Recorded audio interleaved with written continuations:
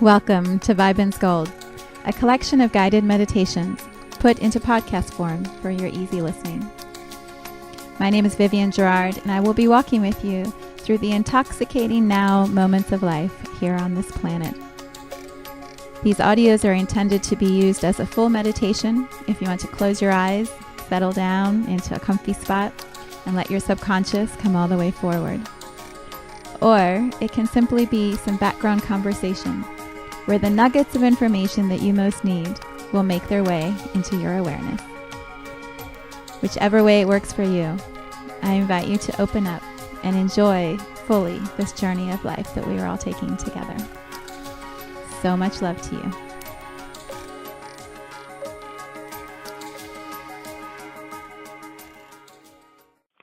Good morning and welcome to Soul Shine. It is a beautiful day here in Cincinnati. I have been yawning all morning and moving energy, and I am super excited for what we're going to talk about and look at today. So let's get started. Go ahead and settle yourself into your chair, your bed, the floor, under a tree, wherever you happen to be this morning or afternoon, whenever you are listening to this. Yeah, let's use breath. So notice your breathing. If it's busy and rushed and you feel like you've raced, to get to this moment, take a moment and slow it down. If you're like me and you're just happy and like feeling good and your breath is mellow and calm, go ahead and just pay attention to it. Bring your awareness to your breath. And then feel like how easily the breath moves in and out without you ever paying attention to it. You breathe all day long. So when you bring your awareness to it, it's an opportunity for your body and your mind and your spirit, to all sync up, to come into the same rhythm, to find that sweet spot where they're all working together. And there isn't a forcing or a rushing or a pulling. It's just this easy breath. Yeah, so I'm going to go ahead and do a couple breaths for the group. If it matches your rhythm, go ahead and join in. If your rhythm is different, just follow what feels right to you. All right, let's go ahead and breathe in. And then long, slow exhale out through your mouth.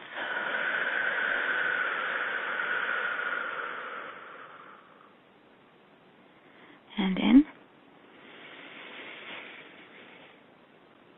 And then out.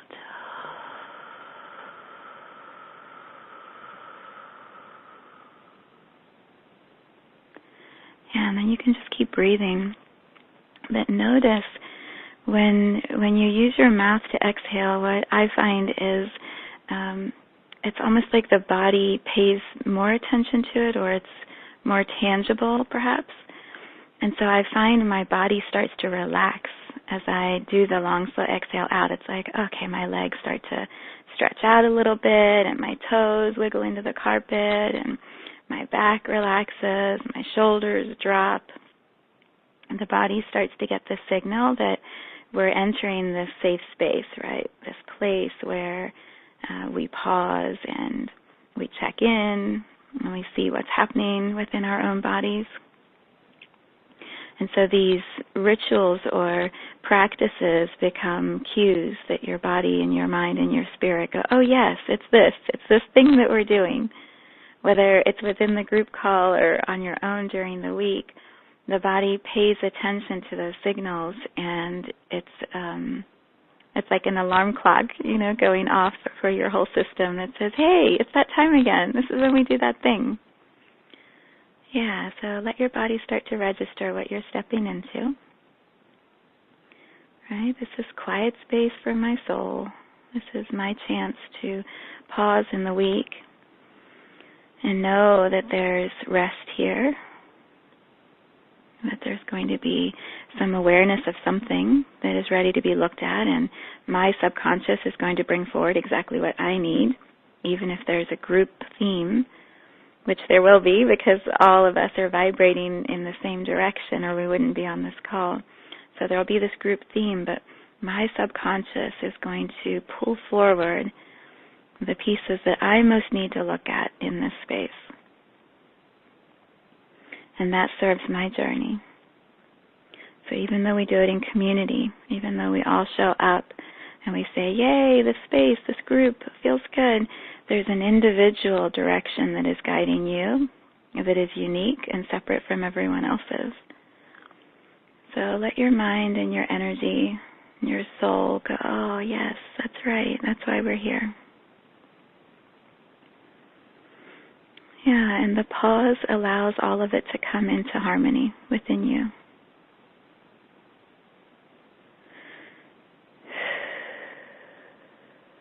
Good. Okay, let's start pulling our energy into this moment. So if you can just imagine your entire body turns into a magnet and it starts to send out a signal to all of the parts of you that have been traveling, moving, sitting, standing, running, cooking, cleaning, chasing, yelling, whatever it is that you've been doing all week long. Hopefully some dancing and laughing and eating and sleeping.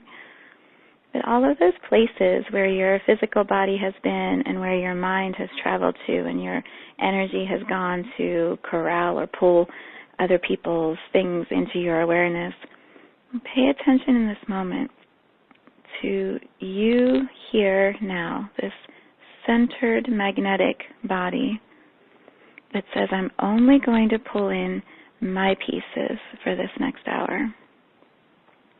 I don't have to take care of anyone else. I don't have to monitor the world, my family, the community, my business. All I have to do is work with my soul. And so I create this little cocoon, right, where my body says, come back. All the parts and pieces that make up me, come back in this moment and start to arrive in the physical body.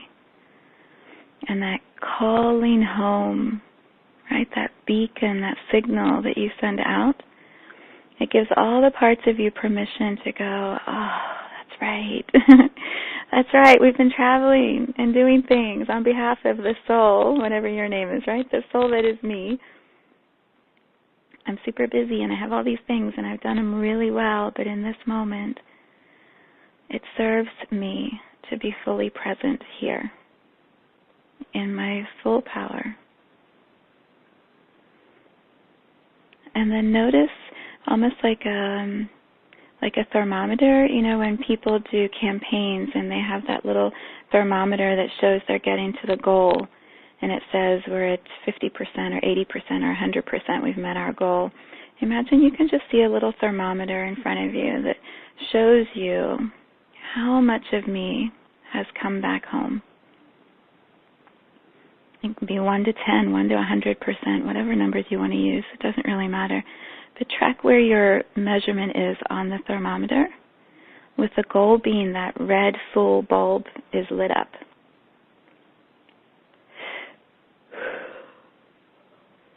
So keep pulling back in.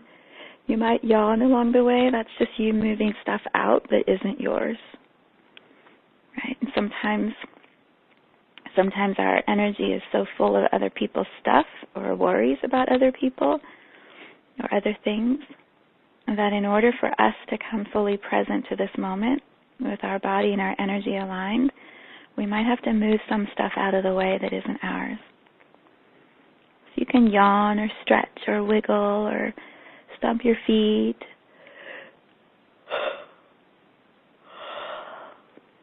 If it feels tight, go ahead and fake yawn.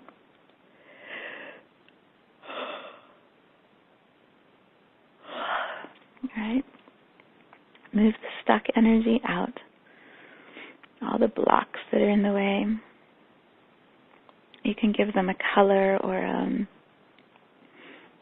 consistency, a texture, so that as you see that exhale breath going out with all the stuff that isn't yours, there's room then during the inhale to pull your energy in, and then watch the thermometer. Is it going higher, or is the bulb getting closer to being filled?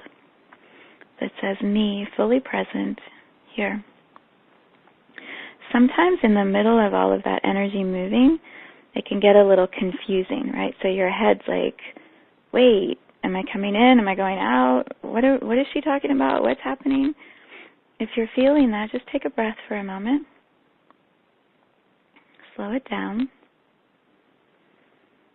Right? And let me say it again so that I can keep guiding you.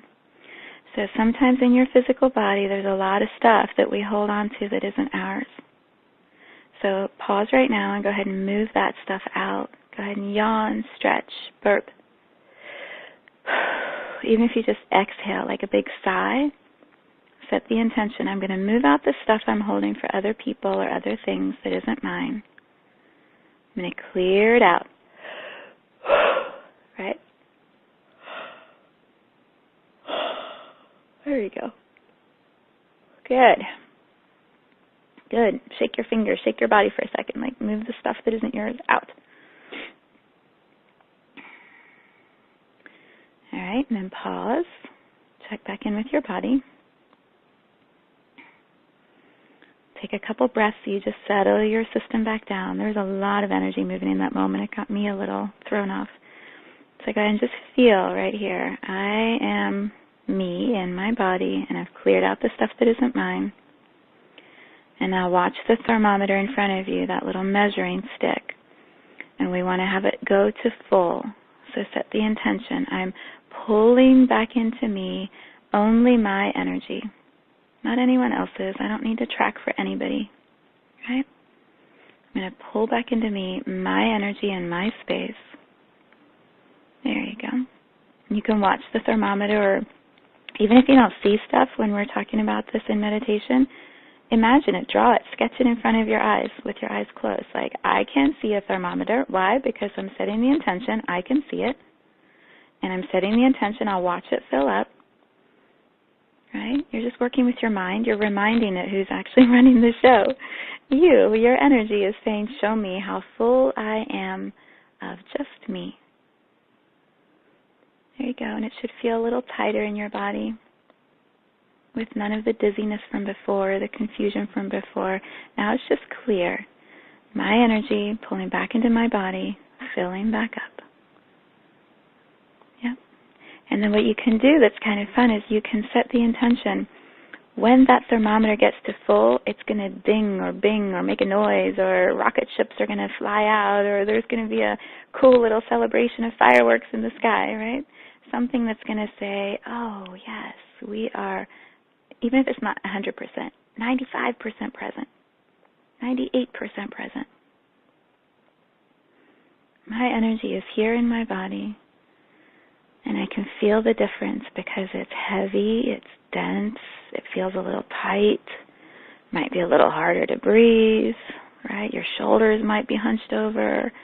So go ahead and just stretch and relax your body back out, keeping it filled up with you. There you go. Run the energy all the way down to your feet so you can feel, here I am. Yeah, and then just use your breath to settle all of that energy back into space in you. Sometimes when so much comes back at once and we've not had that, or we've been filled up with other people's stuff, you know, that switching over or that filling back up with us, it just feels different or weird, right? So it's just a matter of reminding your body, like, oh, we chose this. We actually wanted to be fully present. We wanted all of our energy to be in one place. That's why we do this meditation work, right? So we can check back in and remember who we are as individuals in our fullness, in our beauty. Yeah, it feels pretty good, doesn't it?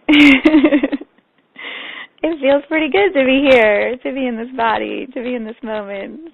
Yeah, it's pretty awesome. Okay. Yeah, go ahead and relax your shoulders. If you're not sitting up straight, or if you were laying down, just kind of really stretch yourself out. You know, take up a little more room. Let your rib cage open up so you can really feel like the fullness of your third chakra. and the fullness of your heart open and your lungs breathing big air because there's nothing constricting it. If you're sitting in a chair, really plant your feet on the floor. Like, feel how solidly your feet are anchored into this moment, this floor, this body. If you're laying down, you can really imagine now that these heels, or if you're sitting, these feet, they're going to grow roots, and they're going to anchor into the earth.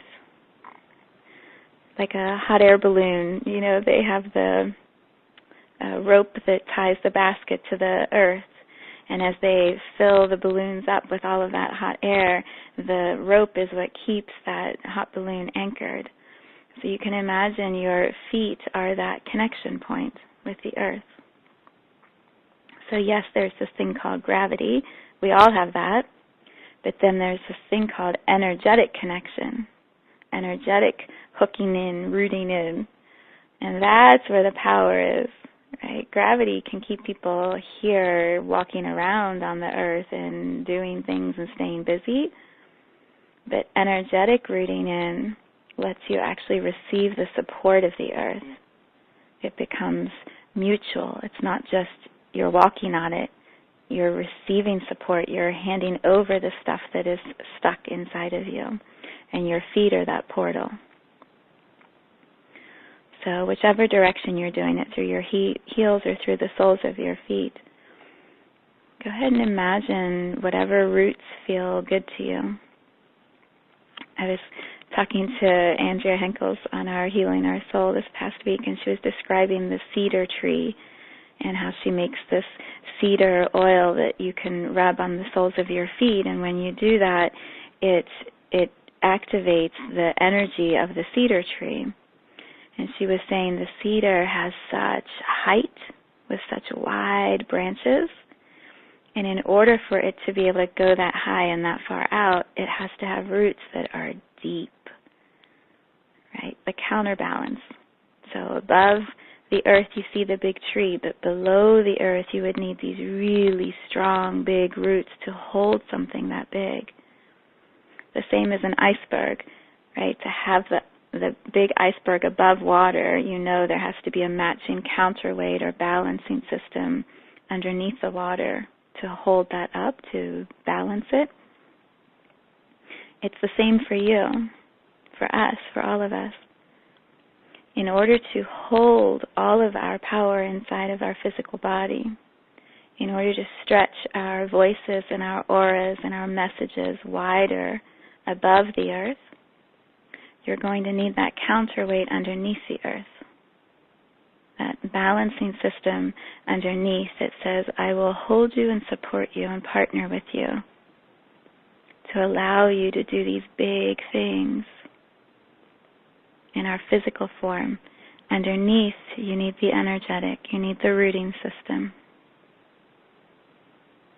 So start picturing as wide, as far, as deep as you would like your roots to go. For me, I always go down, and then when I hit whatever marker I have as my steps down, I imagine the roots go wide. So let's do 10s. Imagine you drop your roots and they go 10 feet underneath the earth. When they hit your intention of 10 feet down, energetically, they're going to go sideways in all directions.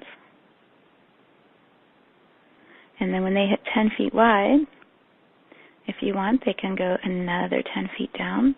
All of those roots can drop 10 feet in all directions down. Or you can go back to your one main root that started it, and you can just keep that one main root going down in 10s, 10s, 10s, and then just have ripples going out at each marker. So it doesn't make a difference how you visualize it. Yours could go diagonally. They could go in dancing loops. They could do whatever you want them to do.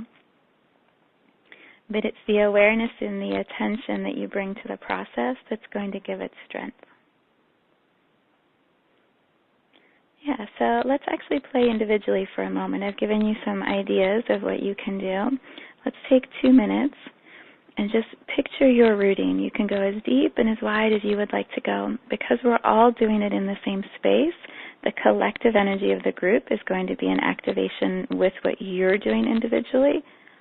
So it'll feel really powerful, but go ahead and just play in your way for 2 minutes. Root yourself down as far and wide as you would like to go.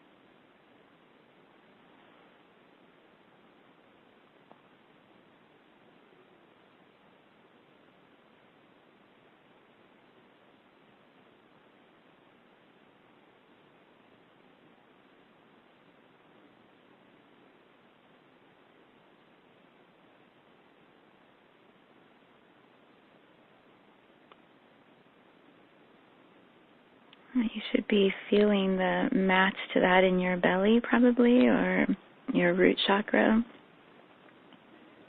When we set the intention that our feet are going to ground energetically, the chakra system feels that. And so usually the bottom 2 or 3 for me are like, whoa, it feels really heavy in there, it feels really tight. It's the match of the depth going down with the roots, pulling and tugging at your energy system and your physical body. So it's a great way to check in for yourself. Am I rooted? I don't know. How's my stomach feeling, right? How are my roots in my root chakra? When it feels like you're being tugged down, it's a great indication that you're really rooting into the earth.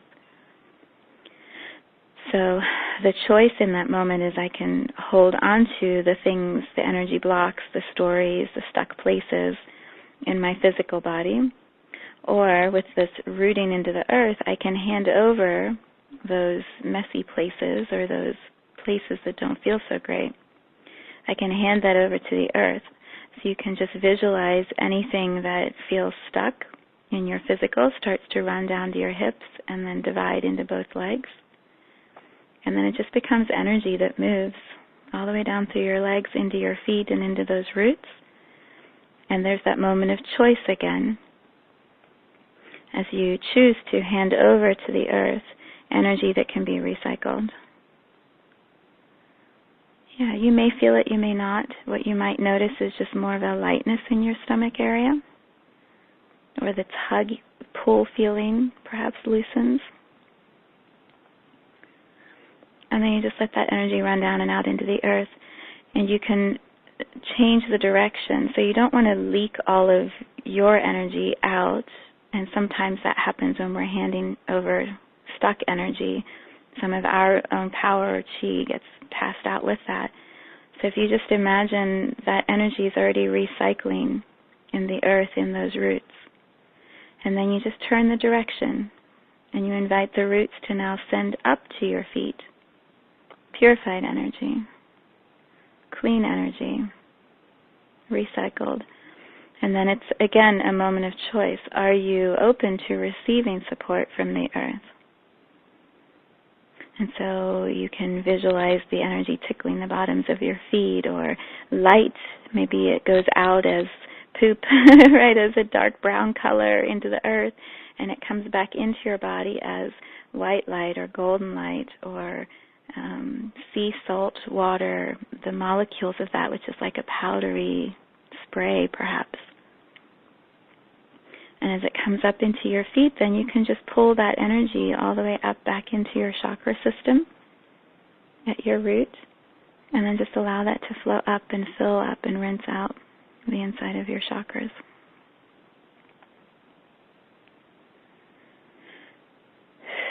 Good. Good.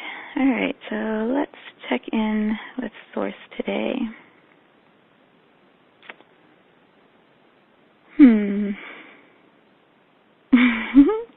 I don't know that I have a specific way for today.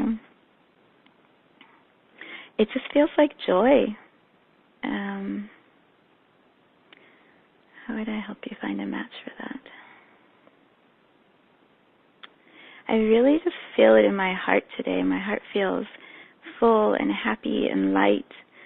So, yeah, let's go with the hot air balloon feeling.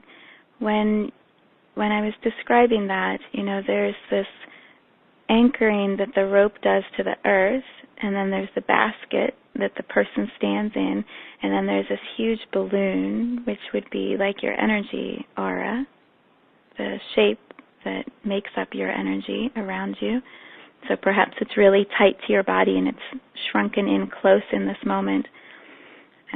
If you can visualize, Source just breathes into the bottom of your feet or the root chakra energy system or right into your heart space. And through that connection with Source, the breath, the filling up of hot air, your energy aura can start to expand like a hot air balloon does.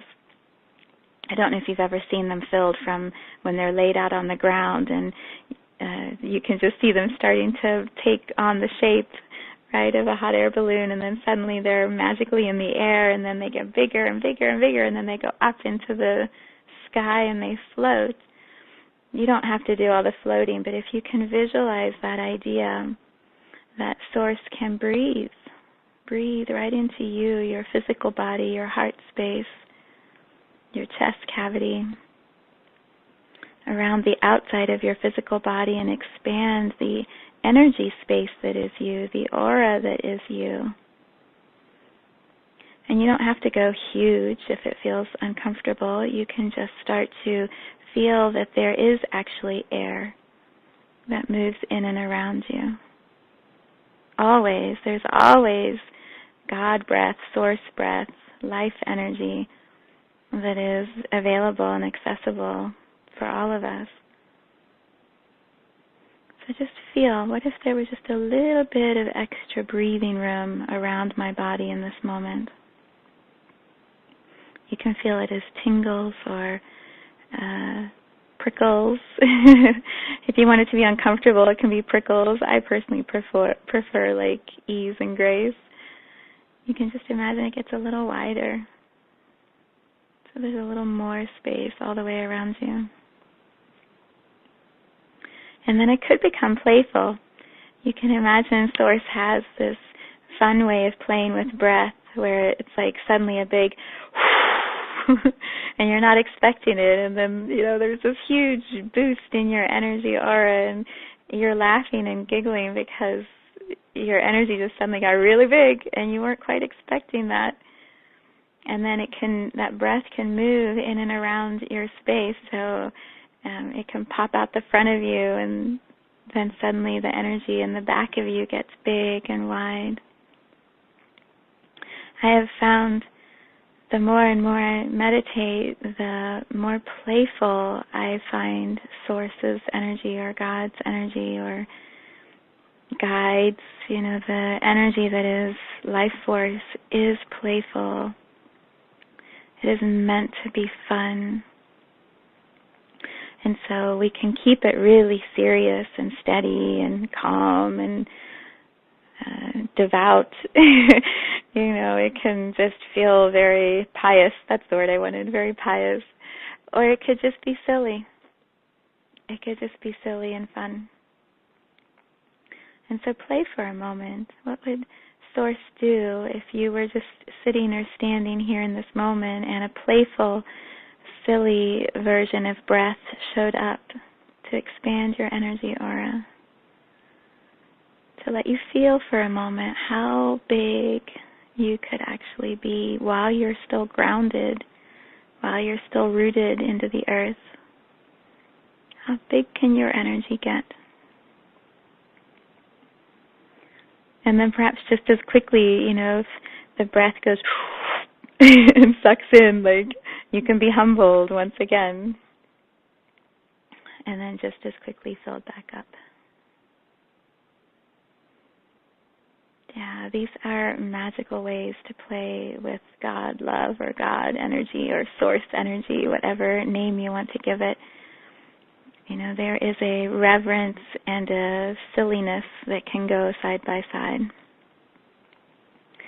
So I invite you to play with that this week on your own and create a relationship that is a little irreverent and perfect and yours, if you don't already do that. Whew, so good. Okay, we're going to talk about surrender versus control today, which is always a theme.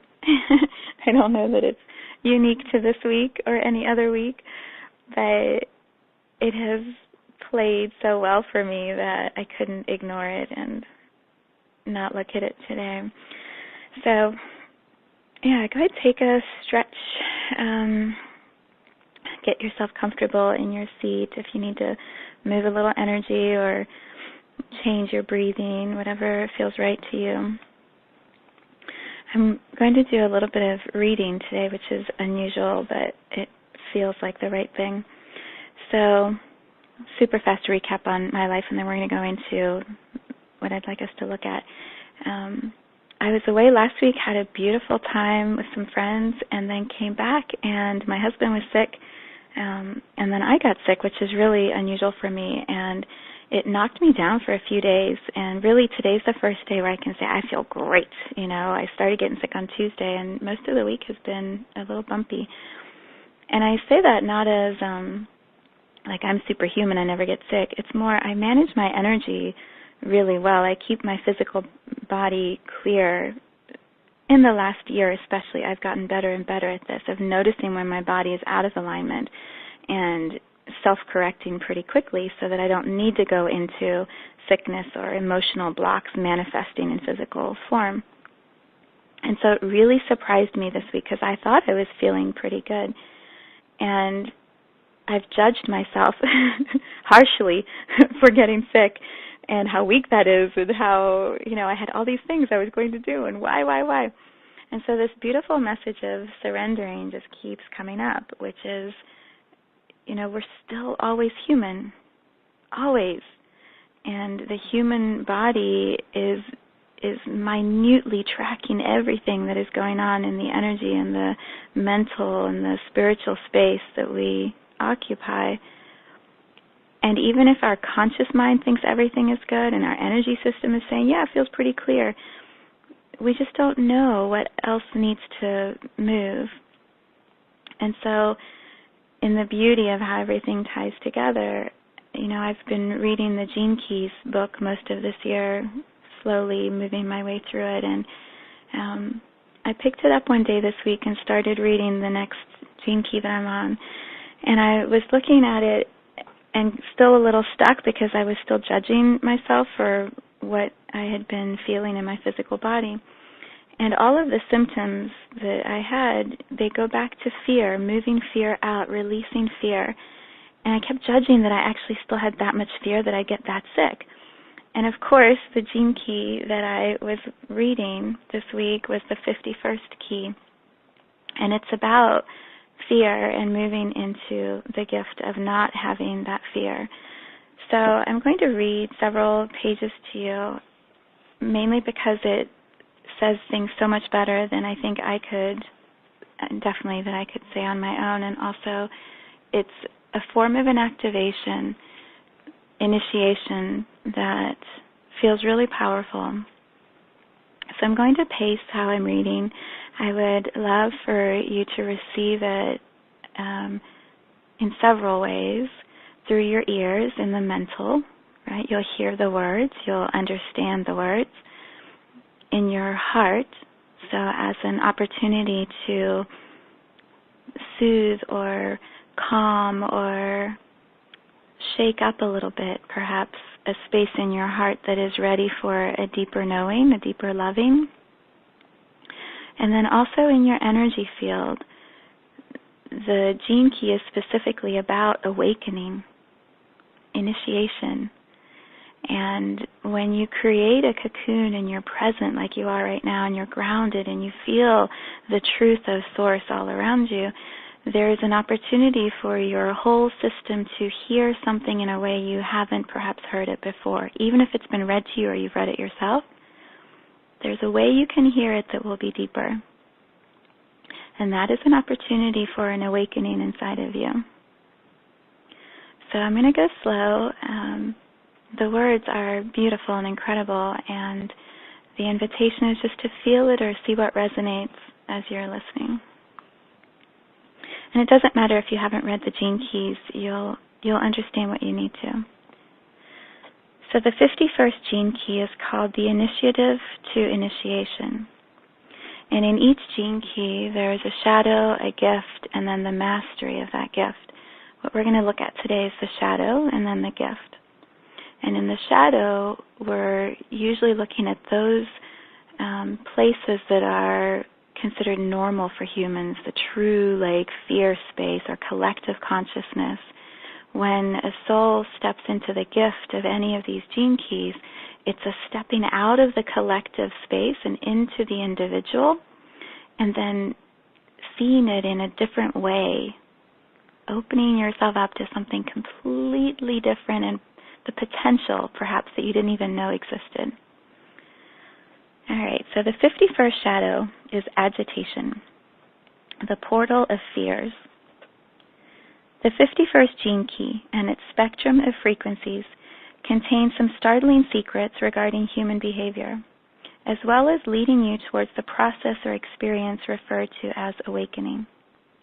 One of the most recognizable human traits to emerge through our genetics is our innate human competitiveness. Until you reach the highest level of frequency in the 51st Siddhi, human beings are driven to compete with each other.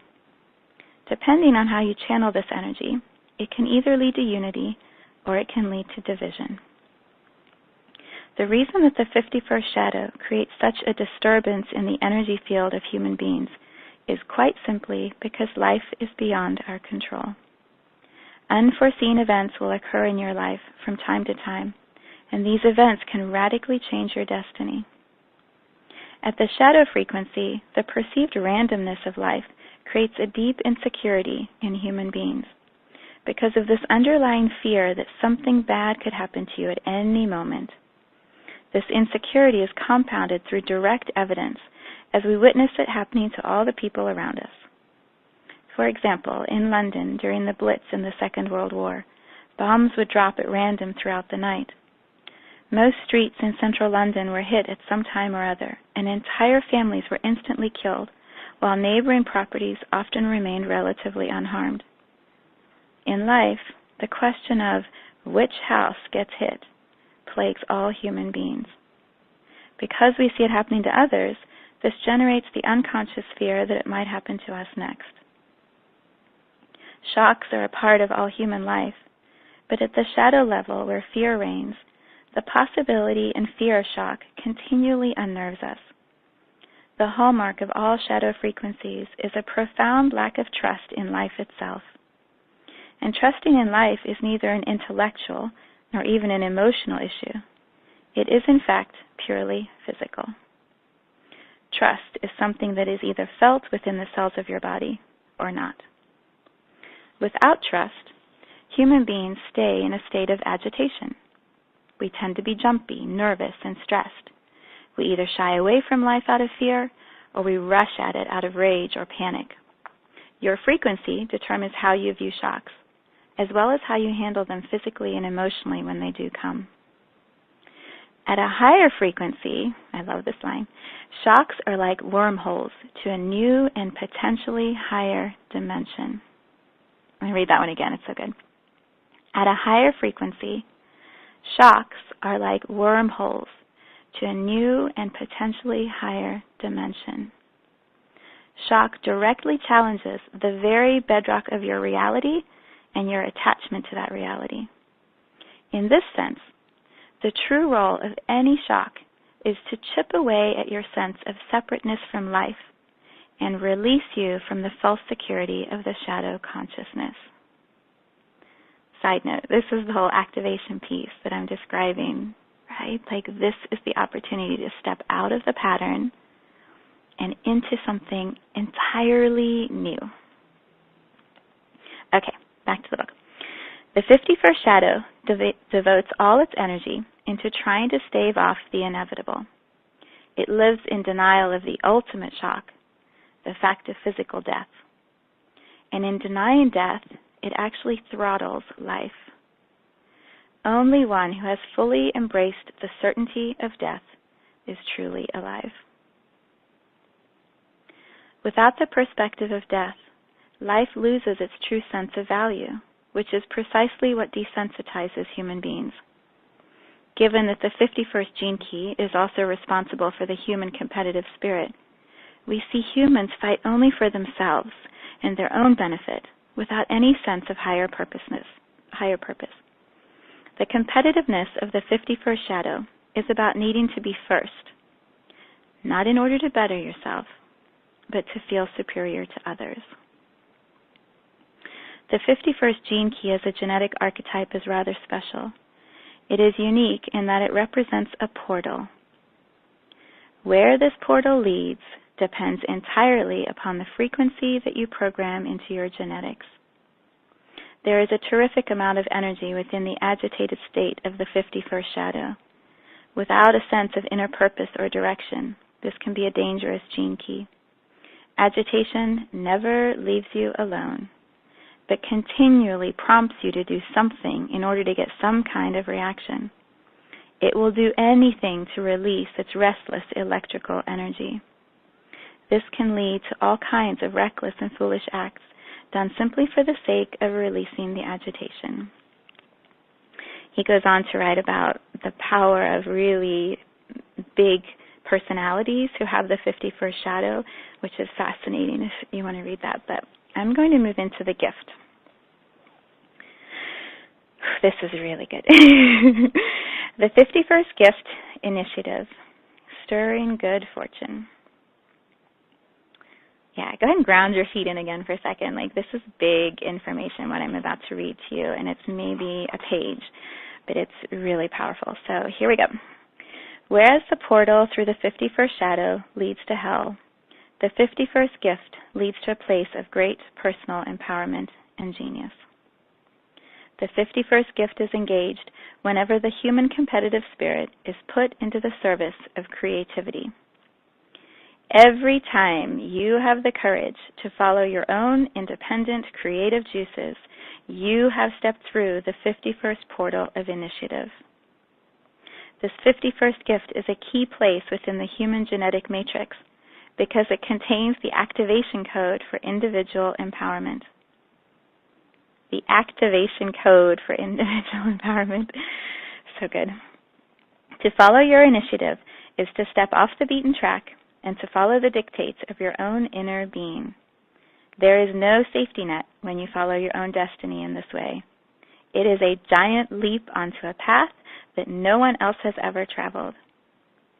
The mass consciousness is both in awe and afraid of those who follow this path in life. The collective way is the way of security, but the way of the individual is mysterious and fraught with uncertainty. As we shall see, it is also the only path to true awakening. It is not possible for a human being to awaken without first stepping fully into their creative independence. Those who do step through this portal into the 51st gift are deliberately turning their backs on all who have come before them. They are closing the book on all previous teachings and wisdom and are going out to discover what their own individual truth is rather than anyone else's. This is a mythic path, a path often seen as a journey into the underworld in which the traveler will confront many challenges and tests. It is also a path that eventually arrives home, It is a path of heart leading into the heart. Just as the 38th and 39th gifts are archetypes of the warrior, so too is the 51st gift. However, this is a different kind of warrior. This has nothing to do with fighting collective fears, and it has little to do with honor. This is the battle with your own fears. And unlike these other two gene keys, this battle does not involve a struggle, it involves a leap. The leap into the 51st gift is the leap into the higher self. It is the shock of awakening from one level of being into another. The 51st gift is the highest expression of the human competitive spirit. At this level, you no longer compete with others, but with yourself. Even in the field of competition, whether that be political, financial, or recreational, you use others as mirrors to reflect your own level of excellence, rather than pushing them down so that you might rise higher. In sports, for example, the 51st gift will find its own innate genius and strength by realizing its difference from others. This 51st gift is about harnessing your difference from others rather than trying to beat someone else at their own game. When you are truly being yourself, you unlock the magical force of genius that belongs to you and no other. To take your own initiative is to disregard everything you have ever learned or heard. There is no other way than this towards true genius. This is a path through fear, and the fear cannot be sidestepped. The specific context in which the fear arises is the perfect and deepest fear for that person. Whatever your deepest fear is, you will meet it here in the 51st gift, and you will transcend it. Creative initiative is the path of every human spirit. Every one of us must, at some point in life, leave the crowd and head off into the uncharted wilderness of our heart. This is the true path and destiny of humanity. The vitality and courage in initiative stirs powerful responses from the quantum field.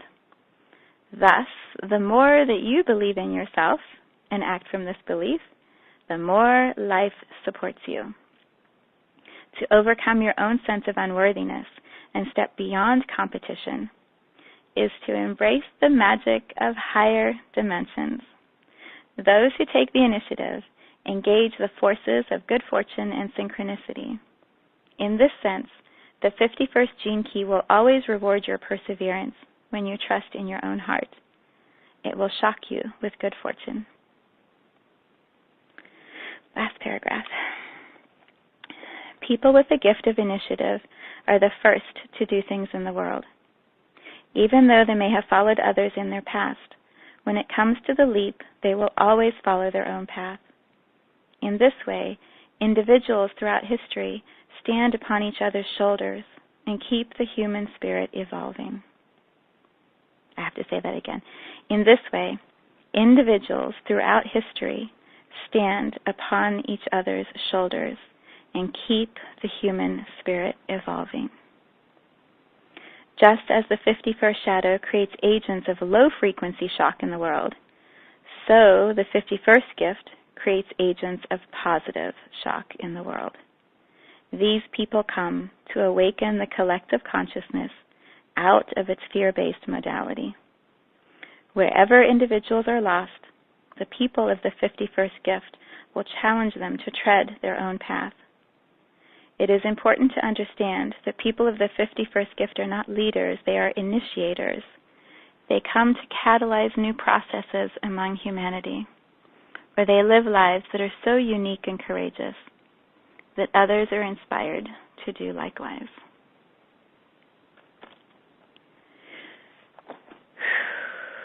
Yeah, take a moment and just let some of that go all the way down to your feet.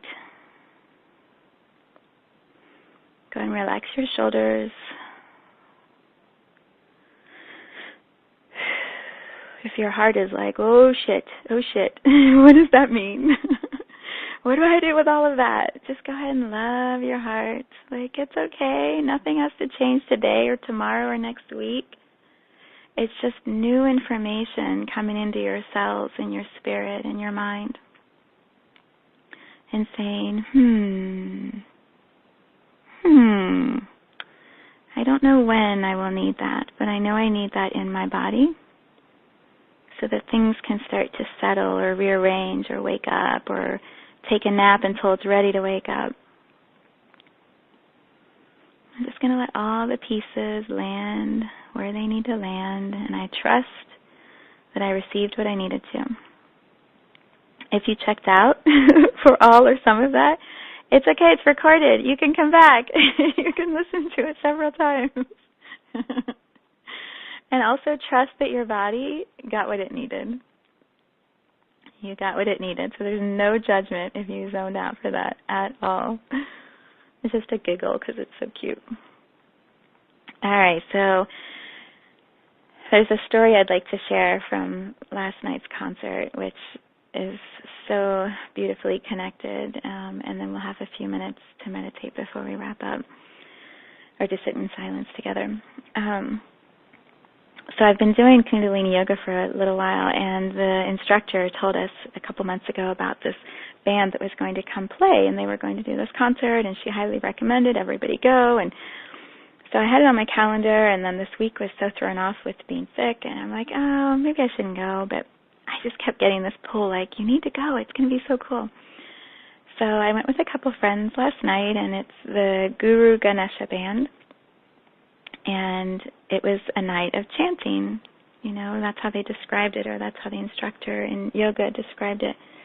And I've been doing chants for probably 4 or 5 months now, and I love chanting. I love the activation of the mantra in your mouth, the like sounds, and the words are different than what I normally use and in English, and so there's a familiarity with it, a repetition. I just love it. I love the community when we all do it in yoga together. And so I kept feeling this like, oh, you got to go. So my 2 girlfriends and I, we go and we sit down and we have no idea what's going to happen, but there's a room full of yoga hippie kind of people, you know, like it's a cool vibe, but we don't know. And these 3 men in turbans go sit on the stage cross-legged on risers, and then this drummer with no turban sits over on the sides. There's 4 men on stage, and they start playing these instruments like rock band, guitarists, you know, drummers, like just full-on jamming to music together. And they've got chants, and they sing the chants to these rock band music. It was amazing. It was absolutely incredible. But we're sitting there, and the main person was introducing the band. I think he's probably 65 or 70, long white beard and big white turban, and just this joy radiating from him. And he started talking, and he said, I began my journey in the 60s and 70s, and he said, I was a hippie. He said, I probably did about 150 LSD trips, and the audience goes crazy, right? We're all laughing like, oh, my God, he said that out loud? Did he really say that out loud? Like, that's hysterical. And he said, and then I met this yogi, and I started following him. I forget if he called him a yogi or a guru, but he said I started, you know, following his path and learning from him. And he said the guy told him, you know, I like your music, meaning American rock music. And he said, but I don't really like the lyrics. He said, you know, why don't you take, you know, Rumi's poetry or mantras or old Sanskrit words, and why don't you change some of the words? Like, keep your rhythm, you know, keep your music, but bring in these sacred words instead. And he said he started to do that, and that has been his life's work. So he had that step from shadow into initiation, right? He found his unique way of expressing his one thing that he's here to do in this world.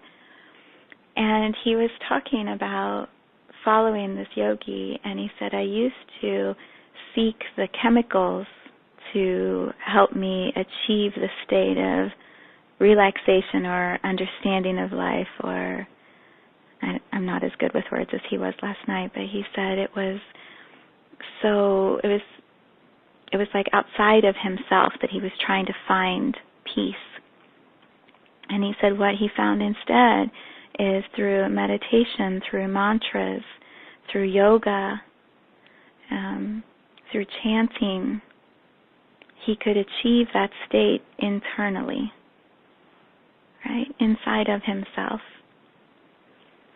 And you could see it.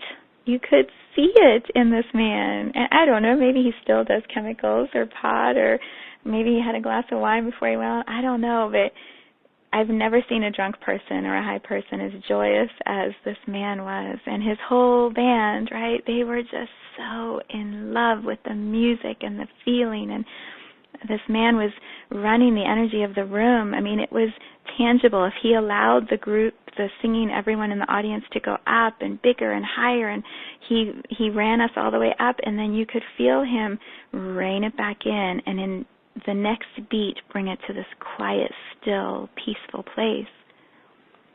He was absolutely managing energy for hundreds of people last night.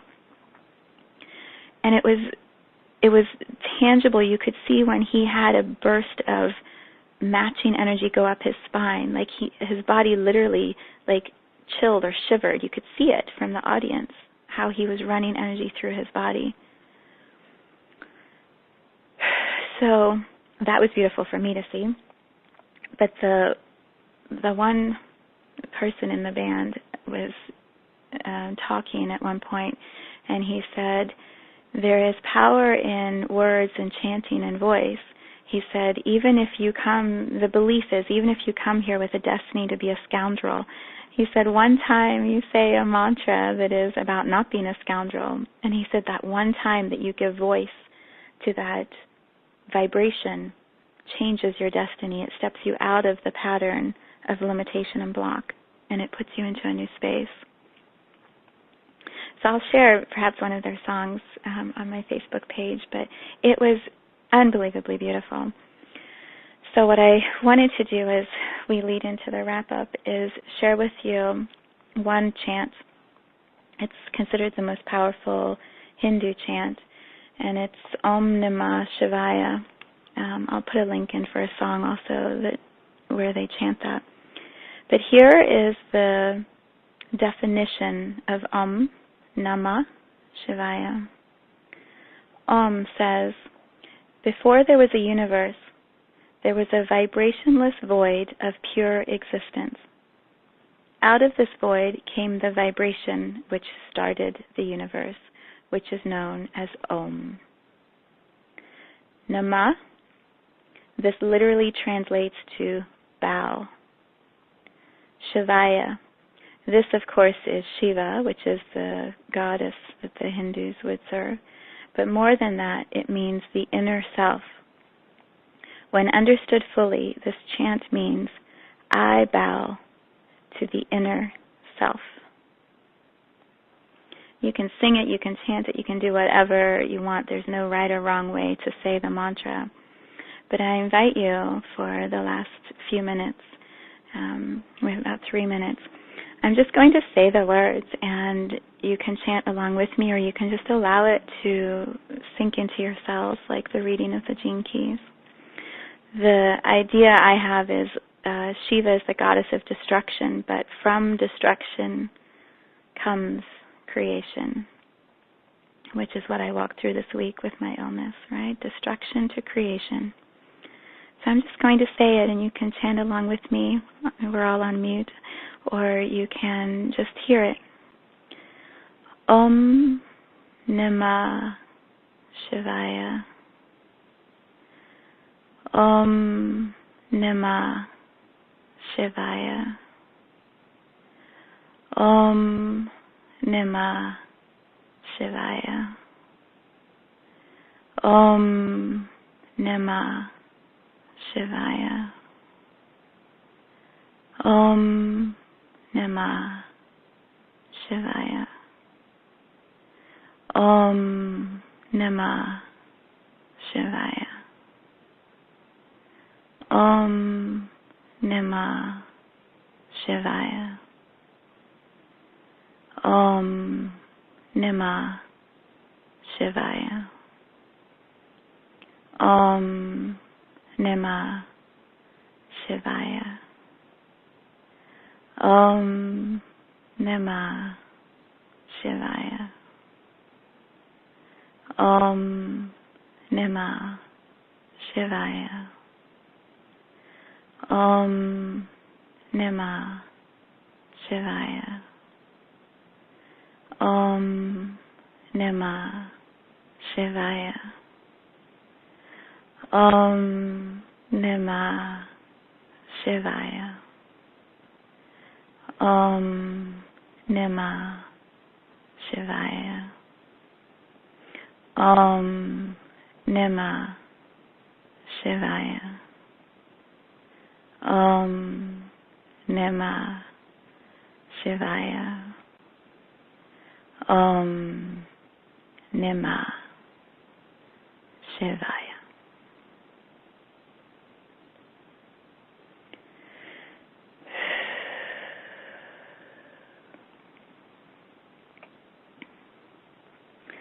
So much love from my heart to each of yours today. Have a beautiful day.